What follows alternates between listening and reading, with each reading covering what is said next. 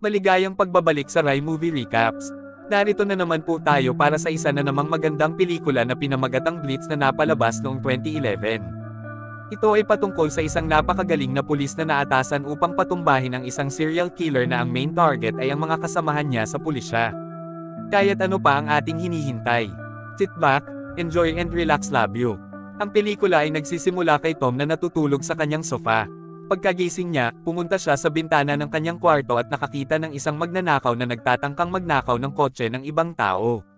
Agad na lumabas si Tom at hinarap sila, binaw niya silang umalis, ngunit hindi sila nakinig, kaya't nagkaroon ng away.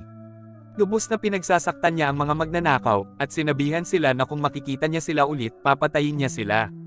Umalis si Tom, pero sa sumunod na araw, kumalat ang balita na siya ay lubhang pinagsasaktan ng ilang inosenteng binata. Matapos ang pangyayaring ito, nakatuon na ngayon ang media sa kanya at sa buong departamento niya. Nag-aalala ang departamento kay Tom, kaya't ipinadala nila siya sa isang tagapayo para sa konsultasyon, ngunit sobrang bastos si Tom pati na rin sa tagapayo, at nagsimula siyang manigarilyo sa harap nito. Ang lalaki ay patuloy na nagbabanta sa tagapayo matapos itong subukan na pigilan siya. Pagkatapos ay umalis siya at bumalik sa istasyon ng pulisya. Pagkatapos ay lumitaw si Elizabeth, siya ay isang pulis at bumisita kay Tom. Tinabi niya dito na matagal na siyang nagtatrabaho ng undercover. Kailangan niyang gumamit ng droga habang naka-undercover dahil siya ay nasa misyon laban sa mga drug dealer at nais nitong patunayan sa kanila na isa siya sa kanila. Tinabi ni Elizabeth si Tom na pagkatapos niyang magamit ang droga, siya ay dinala sa isang rehabilitation facility pagbalik niya. Pagkatapos ng rehab, nag-take siya ulit ng pagsusulit, ngunit bumagsak sa pagsusulit para sa ranggo ng sargento, kaya't ngayon ay ibinaba siya sa ranggong pulis.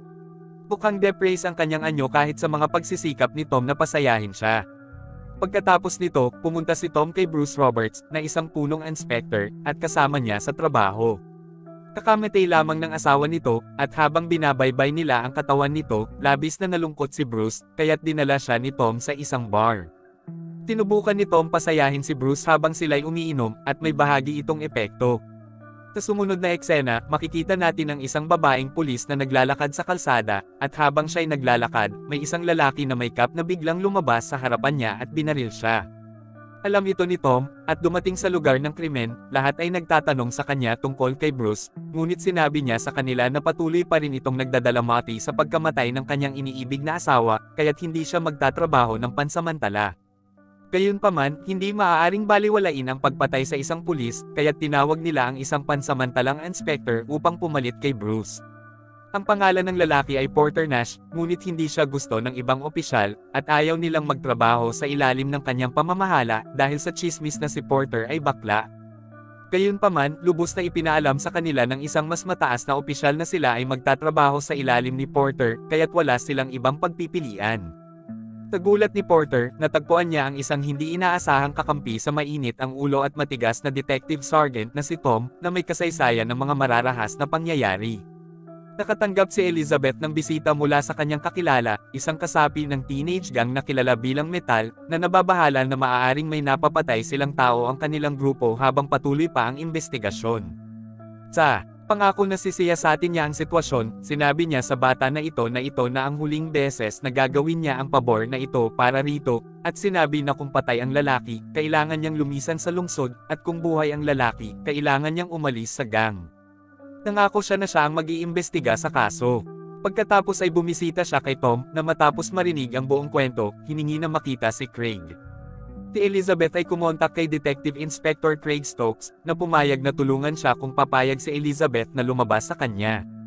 Pagkatapos, nakikita natin na tumatanggap ng tawag ang isang mamahayag mula kay isang batang lalaki na nagngangalang Barry, na nagsasabi sa kanya na siya ang pumatay sa isang pulis, at idinagdag pa niya na hindi pa tapos ang kanyang misyon, at plano niyang patayin pa ang iba pang mga pulis sa mga susunod na araw. Habang siya'y nagsasalita, pumunta siya sa isa pang pulis at binaril din ito, pagkatapos ay sinabi ni Barry sa mamahayag na may 8 pang mga pulis sa kanyang listahan, at pagkatapos ay binaba ang telepono. Kumalat ang balita ng mabilis, at pumunta si Porter kay Tom, at tinanong siya kung siya nga ba ang taong inilarawan ng mga tao. Natutunan ni Tom mula kay Porter na alam niya ang maraming bagay tungkol sa kanya habang nag-uusap sila. Dito nila nalaman na may isa pang pulis na napatay, kaya't nagsimula silang mag-aresto ng lahat ng mga kriminal sa lungsod. Nakipag-ugnayan sila sa lahat ng kanilang mga especially iya at nagbigay ng utos na maging mas aktibo kaysa noon. Pumunta si Tom upang makipagkita sa isa sa kanyang mga informant sa lungsod, si Radnor, na siyang nagturo kina Tom at Porter tungo sa isang lalaki na nagngangalang Barry Wise, na kamakailan lang daw ay nangyabang na sinunog ang isang asong pulisya, para sa ensayo. Bagamat bumisita sina Tom at Porter sa apartment ni Barry, hindi agad sila nakakakita ng ebidensya laban sa kanya. Una, medyo naguguluhan si Barry nang buksan niya ang pinto at makita ang pulis na nasa harap niya, ngunit dahil sa kanyang katalinuhan bilang isang matalim na mamamatay tao, agad siyang nakabawi sa kanyang kapanapanabak.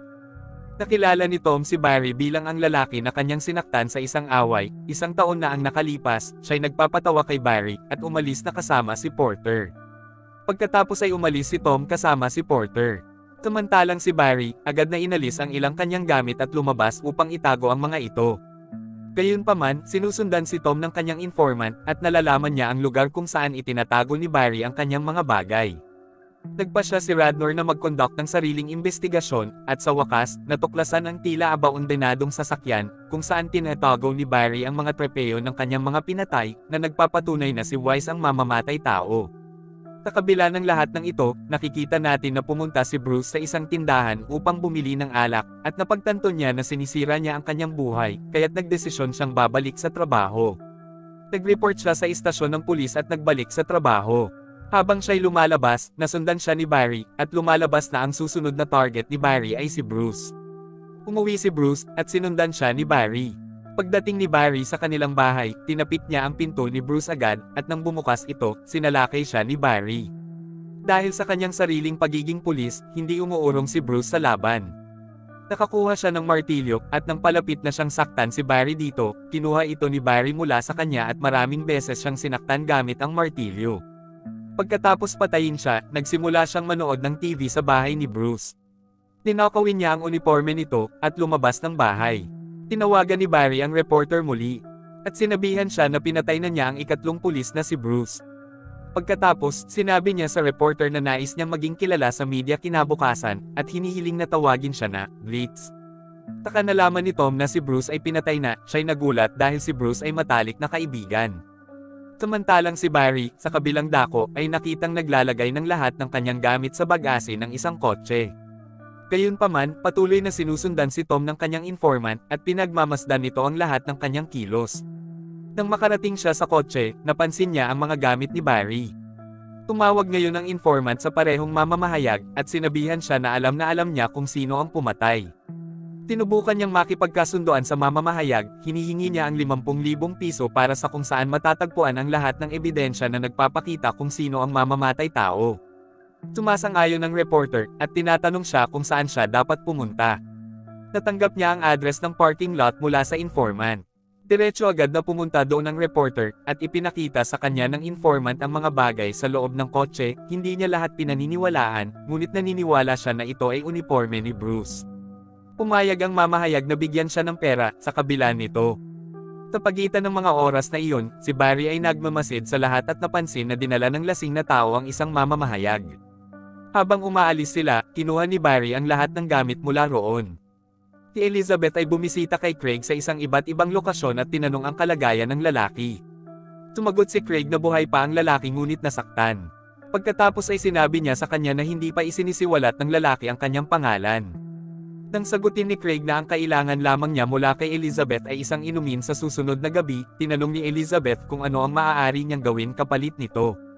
Sa kabilang dako, dinala ng reporter ang informant sa isang bar, at doon, ibinigay niya sa kanya ang lahat ng pera. Pagkatapos ay sinabi niya na kailangan niyang pumunta sa banyo. Nang tanungin siya ng reporter kung ibibigay niya ang pangalan ng pumatay pagkatapos niyang magbanyo, sinagot niya na ibibigay niya ito pagkatapos niyang lumabas ng banyo. Habang siya ay papunta sa banyo, nakita natin na naroon din si Barry sa bar, at siya ay sumusunod sa kanila. Sumusunod si Barry sa kanya patungo sa banyo, at nang makita ng matandang lalaki ang mamamatay tao, nagsimula siyang manginig. Siya ay lumuhad at ipinagmamakaawa ang kanyang buhay, at sinasabing hindi pa niya binubunyag ang kanyang tunay na pagkakakilanlan, kaya't hindi dapat siya patayin. Gayunpaman, hindi nauunawaan ni Barry ang salitang awa, kaya't pinatay niya ang nagbigay impormasyon at tumakas na may 50,000 dolyar. Si Dunlop, ang mamamahayag, ay nagbigay ng abiso sa pulisya tungkol sa sasakyan, ngunit wala silang nakitang tao roon. Pag-aakalang si Elizabeth ang susunod na biktima ni Blitz dahil lahat ng biktima nito ay mga tauhan ng batas na noon ay nahuli na ni Barry, dumating sa conclusion si Tom at ang kanyang kapwa pulis na ito ang mangyayari. Pagbalik ni Elizabeth mula sa kanyang date kay Stokes, inatake siya ni Barry. Iniligtas siya ni Metal, ngunit sa susunod na laban, si Metal ang namatay. Dumating ang pulisya bago muling makatakas si Barry at ma-atake si Elizabeth. Upang kunin ang atensyon ni Barry, nagpasya sina Tom at Porter na ipakalat ang isang litrato niya sa media. Kahuli, ang desisyong ito ay nagresulta sa pagkakaaresto kay Barry matapos ang isang mahabang habulan. Gayunpaman, walang tunay na ebidensya laban sa kanya, kaya pagkatapos ng 48 oras at walang kahit anong nakuha sa investigasyon, napilitang palayain si Barry ng pulisya. Lubos na frustrado sina Tom at Porter kaya't nagplano sila ng paraan upang malinlang si Barry dahil alam nilang gusto nitong maghiganti kay Tom dahil sa pagkakasangkot sa gulo sa pool hall. Dahil dito, nakipagsanib si Barry sa libingan ni Chief Inspector Bruce habang suot ang kasuotan ni Bruce. Sa panahon ng serbisyo, umalis si Tom, sinundan ni Barry. Tinungo ni Tom si Barry sa tuktok ng isang gusali ng parking upang sakay ipakita na sina Tom at Porter ay nagpalit ng pwesto habang sila'y naglalakbay. Nang mahulog ang loob ni Barry sa lihim na pagdating ni Tom, siya ay walang habas na binugbog, labis na natalo, at inagawa ng kanyang baril. Ipinaliwanag ni Tom na hindi nila kailanman mahahanap ang sapat na ebidensya upang maipakulong si Barry sa legal na paraan. Kaya't nagpasya si Tom na nasa magandang sitwasyon sila ngayon dahil nakauniporme si Barry bilang isang pulis, at nakuha ni Tom ang baril ni Barry. Maaari niya itong barilin gamit ang sariling baril ni Barry, at magmumukhang isa lamang si Barry sa mga biktima ni Blitz. Sa ganitong kalagayan, pinatay ni Tom si Barry sa pamamagitan ng pamamaril. Ipinagpatuloy ni Porter ang pagwasak sa lahat ng ebidensya pagkatapos nito. Pagkamatay ni Barry, sa tingin ni Tom ay kailangang magkaroon ng leksyon ang reporter, kaya't ipinalabas niya ang mga aso kay Dunlop upang parusahan ito sa pagsusulat ng mga artikulo na kritikal sa kanya at sa pulisya. At dito na nga nagtatapos ang pelikula natin para sa araw na ito. Maraming salamat sa panunood.